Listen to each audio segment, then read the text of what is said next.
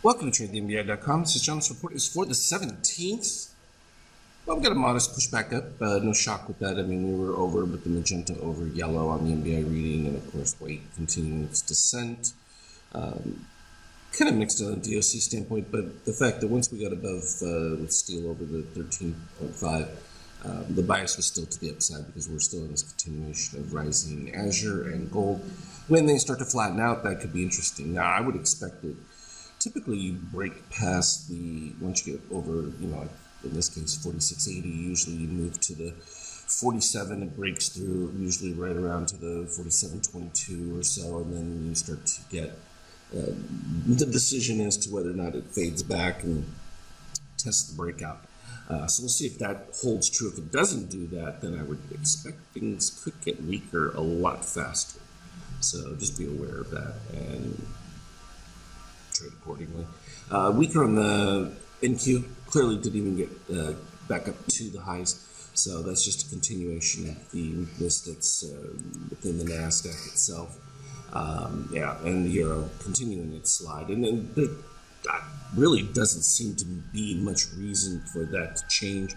I know there's so many bullish bets about what's going to happen within the euro, but it's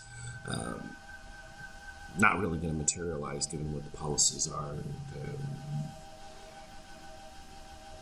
just nothing to say about it. It's just a ridiculous situation. And of course, the Fed losing control over that interest rate setup, and I talked about this TLT continuing lower, which will indicate rising rates regardless of where the Fed has the benchmark at this particular stage. And of course, oil maintaining relatively decent given the fact that it's been in a fairly weak spot indicator-wise. It's still putting upside pressure on inflation. The longer it goes is what really creates the problem over time. As it drags on, it just perpetuates it. We've been talking about Bitcoin, of course, and continued evolution of cryptocurrencies. So we saw the short setup develop after the brief little quick long, and it just exacerbated. And of course, with all the MBI white leading the setup, the return to the 0%. It's pretty clean overall. I finally get to take some time to start optimizing some of the setups. Only begun the early portion of it.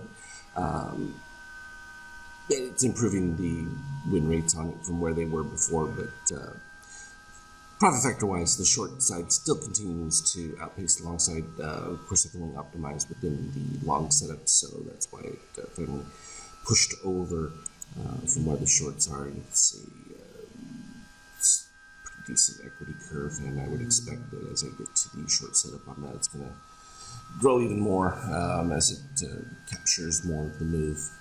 Instead of trading out of them.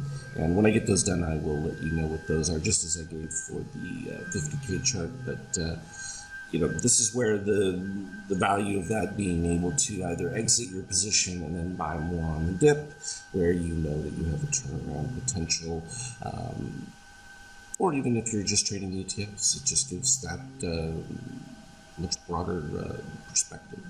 And at least you're looking at it from an intelligent standpoint as opposed to just saying, oh, well, that's just super long because, which seems to be a narrative that a lot of people absorb.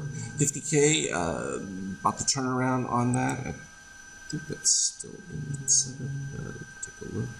Of course, it's at all-time equity highs. We've seen excellent November, October, and September was soft, but that was a bit more back and forth. And again, it's still in that current trade right now, but looking really good. No objections to any of this from an intraday standpoint. Again, it's still fitting within one screen. This was a little bit further than the other day, not much. It's kind of bouncing back and forth, and then we cut these turnarounds on the slightly elevated, and typically what I'm looking for, if I don't get my white MBI dipping below the red and then popping back up, if I see that magenta move back above, I'm pretty quick to recognize that, whatever short you had started isn't going to do much. And sure enough, it flipped back to the top. We had the rose dot here, And the fact that we had the crossover of the white in that was fine. I was just looking for the dip of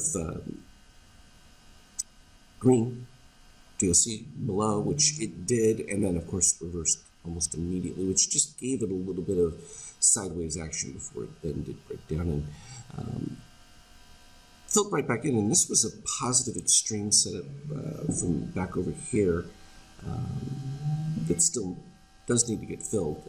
Just didn't have it marked because we had the other ones that started off with this breakout lead that took place over here. And once that one began, the move up was good. And then, see, so here you had this rose dot, but after you get 5-6 bars, and this is probably one of the exclusions I'm going to put in within the dots, if you don't see that crossover, like it happened the secondary time here after the continuation rate, I waited for the cross of the red, and I posted this on the Skype chat to let you know. Plus, it corresponded with a nice DOC spread. The green had already crossed below, which is what created the rose dot in the first place, where cyan is under red, which is in that always buy category, but where that green crosses below, and of course the dip illuminated with the 2.5.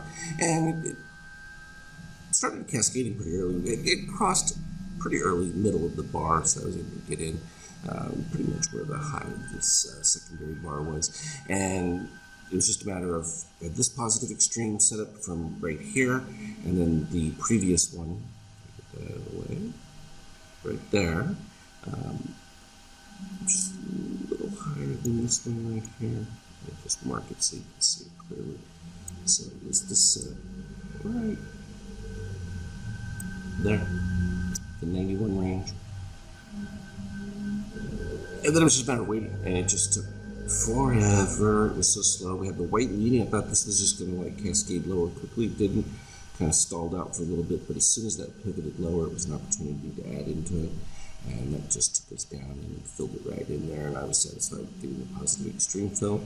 And looks like it's going to be continued weakness here as we see pivot lower under the 19 level. So that's should potentially get close to filling that 91 point if there's enough movement. It was pretty slow overall, but that's how clean and effective that can be from an intraday standpoint. This just took a lot of time because things were just not moving much. I mean, this was just this slow creep that took hours, and then just a few minutes of boom, and it was all done. As always, though, I will update you on the Skype chat. Trade well. We'll talk to you later.